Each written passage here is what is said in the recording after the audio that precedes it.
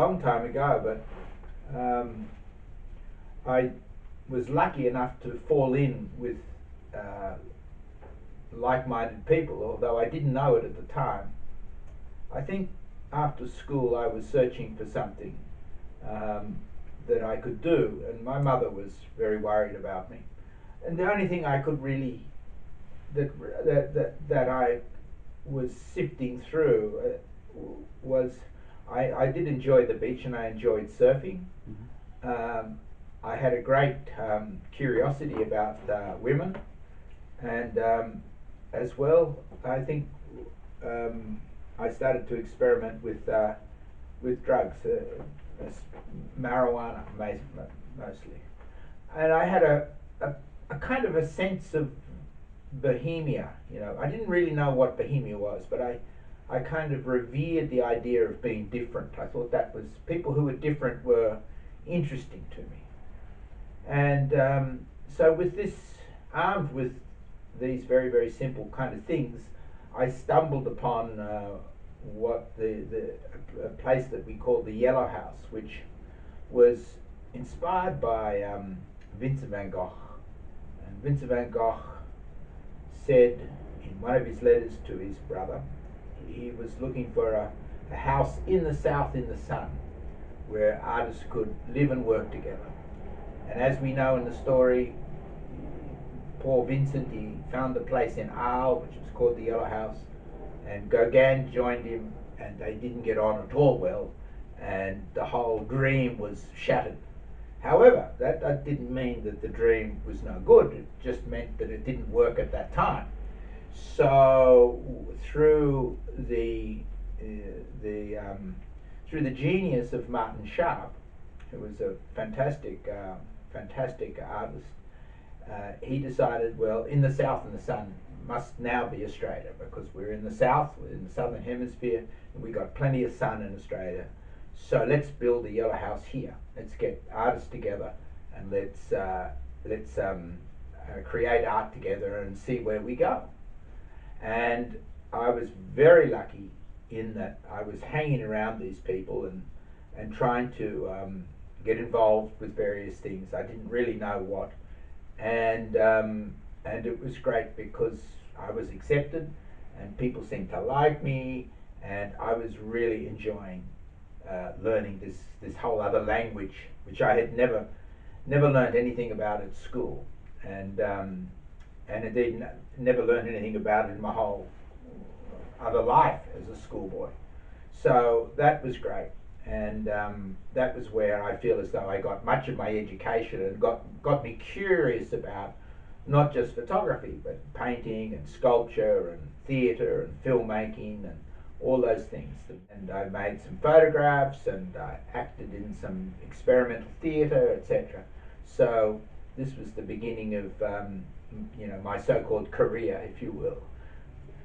The late 60s, but more precisely the early 70s, it was still the time of sex, drugs and rock and roll, and it was a time where there was an enormous amount of experimentation going on with what you could look back and say was the Cultural Revolution.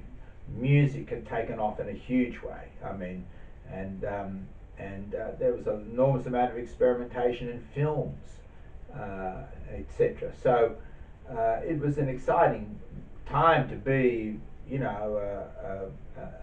a teenager or a 20-something, kid who was just absorbing all this, and I tried to absorb as much as I could, because I thought, I want to be an artist of some sort. I didn't know exactly what, but I wanted to be involved in that world. That world to me was fascinating, and it was encompassing, and I felt comfortable there. I felt comfortable with the people, and it was excuse the cliche, but a great learning curve. I started learning about stuff.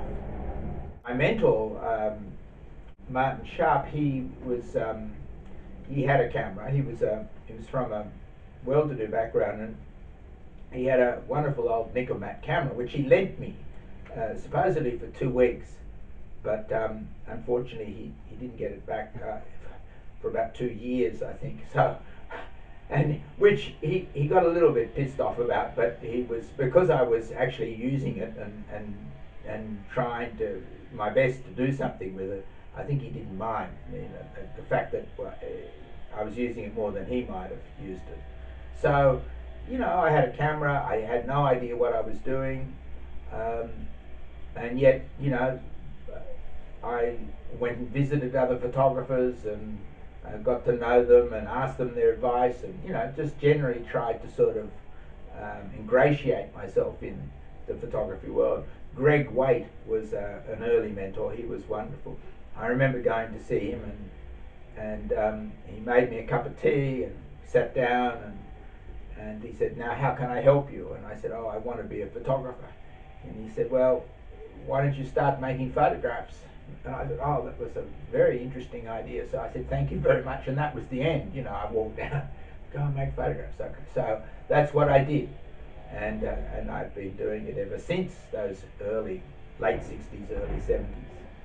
If I see a photographer's work, I look at a photographer's work and I find the work captivating and interesting. You know, I'm sort of curious about the photographer. You know, what made this photographer do what they did. You know, and what made them tick. And there's many answers to those questions. I mean, because they're very different. You know, different people in many ways, and very much the same as you and I mean, so there's you know, there's a human aspect to it, and yet there's also, you know, the stories, and I describe the stories in that that idea of mythos or mythology. You know, I saw the book Exile, or Exiles, I think it might be plural, and I just looked at those photographs and I thought, oh, every photograph was a poem. You know, I thought that they were just beautiful photos. I don't even know why, but that you just there's some things that you are drawn to. You know, that go beyond curiosity and into the psyche, and Joseph Kudelka has been one of those. And I got to know him quite well in France when I lived there. And he was a real eccentric, a wonderful person, great sense of humour, no money. He lived a very bohemian life.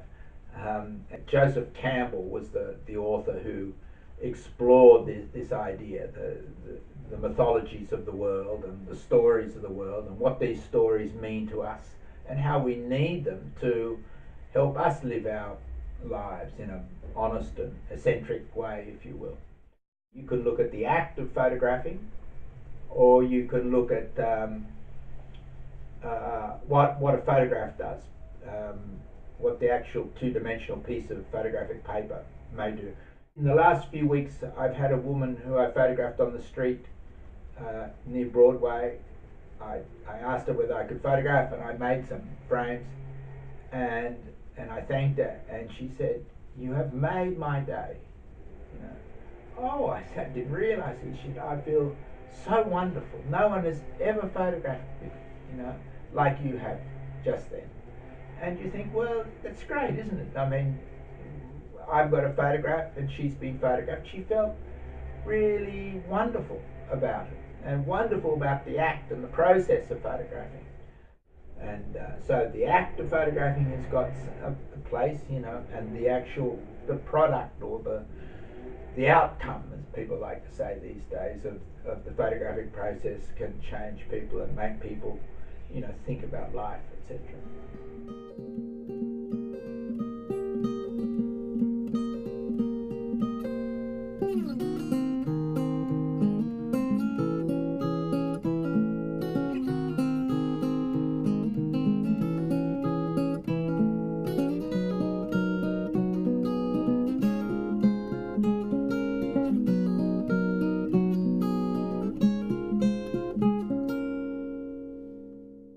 I don't think I prefer so much this, that, or the other thing in an image.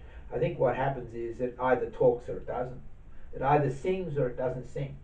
It could be the light, it could be the strangeness of the person, it could be that moment, you know, a movement that is frozen for all time. it doesn't matter. What matters is that it sings. If it sings, then, and for whatever reason, I think it can become a successful photograph. I mean, I look a lot on the computer now. There's many websites that are about photographers and what they do, and I enjoy it.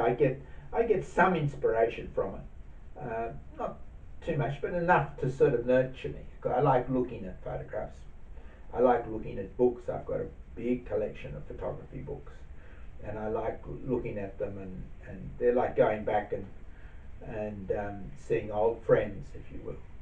And it's also interesting when I bring my library and show them to students just how quiet they become. I remember in the 50s we were taught at school how to turn a page of a book, and how we put the hand underneath the page and you turned it over. And I thought, no one does that anymore. People, you see kids just flip it over. There's no kind of acknowledgement or respect for the book, and yet the books are just wonderful. I mean, everybody's a photographer now. Everyone does this. But there's an enormous amount of dross out there, and despite what the technology gives us, it's still got to be a heart and soul in making it the image. And this craze about selfies. Selfies are about a certain vanity of people, where it's not trying to understand yourself psychologically. It's more, I was here, and one of the worst selfies that I can think of is from a 20-something young girl, and she's photographed herself at Auschwitz, and she's smiling, and I don't think anyone should smile at Auschwitz. Nobody. What that photograph is saying is that this person doesn't know what happened at Auschwitz, and maybe if she did know, you could put tears. She could put a tear on her eyes. And do a selfie. Now we're talking. You see. Now it's showing some sort of absolute, unbelievable tragedy of that place. And maybe it gets people to think and never forget what happened there. So selfies, they're a funny thing, and the whole digital world is, it's roaring along, millions of photographs.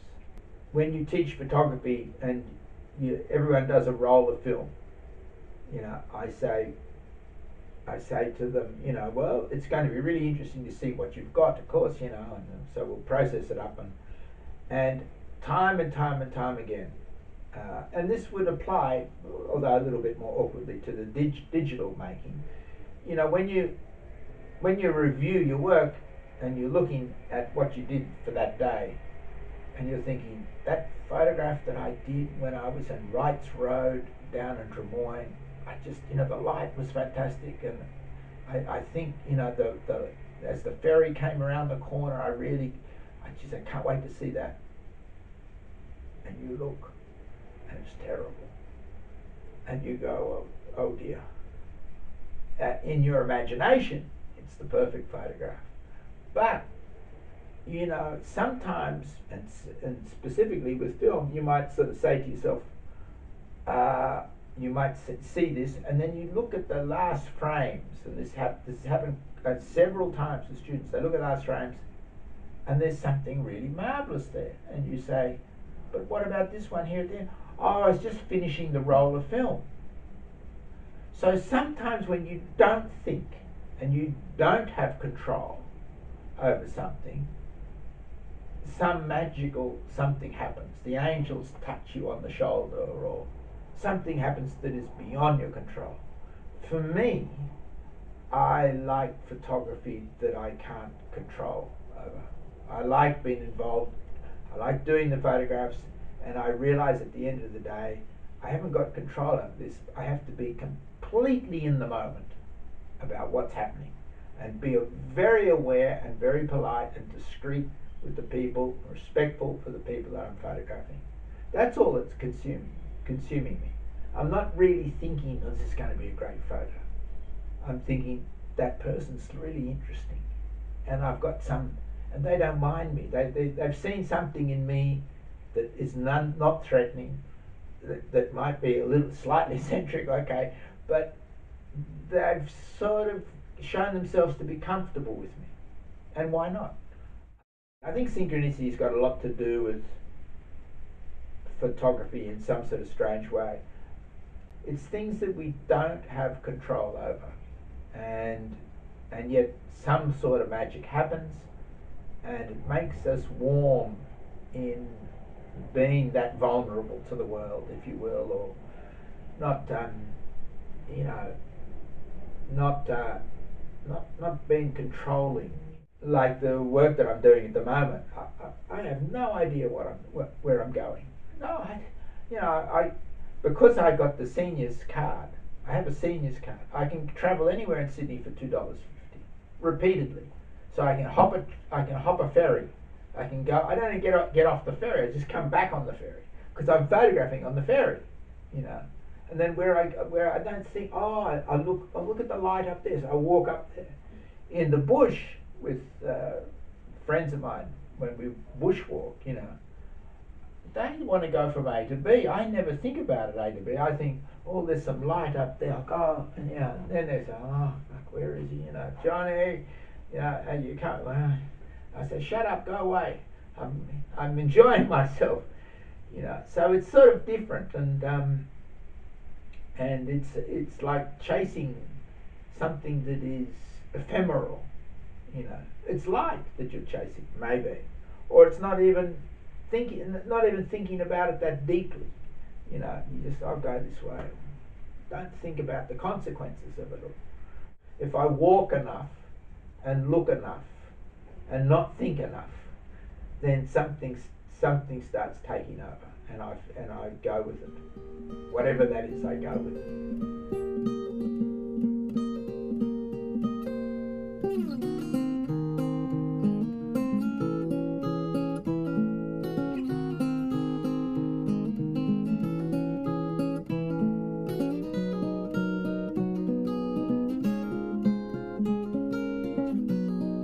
What I would say to anybody with photography, and I say it a lot all the time, learn from the great photographers. You know, there's inspiration is the key to learning, I believe, and I'm in love with images. I love looking at them, and for anyone starting off, have a look at what people were doing with very crude cameras and film, etc. All those years ago, and they produced masterpieces. I mean, extraordinary works, and you know, and that was the top technology of the time. You know, those incredible men and women who have come before us and have done absolutely beautiful stuff.